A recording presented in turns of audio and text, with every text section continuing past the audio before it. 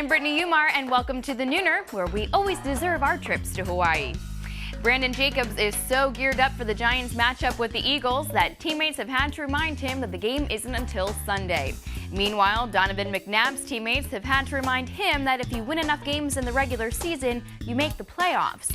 Another obscure NFL rule McNabb forgot all about. The Giants are looking for payback after losing to the Eagles on December 7th, just days after, not sure if you heard about this, Plaxico Burress shot himself in the leg. The Eagles will attempt to reprise their December win by shutting down the Giants' running game and loosening the elastic on Amani Toomer's sweatpants. After news came out about turmoil in the Jets' locker room, Brett Favre defended himself, saying, "The only one I let down was myself." The only one, Brett? The ever-dedicated Favre has already begun his normal off-season regimen of fueling speculation over his retirement. Favre said he's right on schedule to start crying on camera in February. If Favre does retire, his final game will be the Pro Bowl on February 8th, a fitting end to a career filled with getting credit he didn't deserve. Mets brass gave Scott Boras a tour of Citi Field while discussing Derek Lowe and Oliver Perez and ignoring the existence of Manny Ramirez. But Boras wasn't the only unexpected guest, as stadium workers trapped a dog on the field.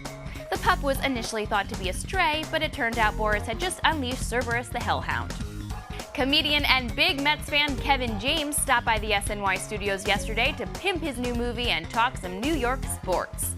The former King of Queens still keeps in touch with his royal court, including the court jester of Queens, the Prince of Queens, and the all-time asshole of Queens, and the other one, and him too. Andy Pettitte is upset with his negotiations with the Yankees after being asked to take a $6 million pay cut. The Yanks say they need extra cash for a backup catcher, and they've even asked the city for $400 million to upgrade the new Yankee Stadium. Sorry, Andy, the Yanks obviously just don't have a lot of money to throw around this offseason. Finally, in a rare story of NFL fidelity, the New York Post reports that Eli Manning got a sexy birthday lap dance from wife Abby in a meatpacking district club Tuesday night.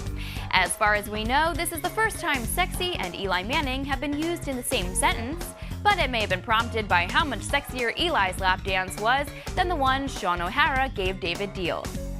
Ew, the meatpacking district. I gotta go throw up. See you tomorrow.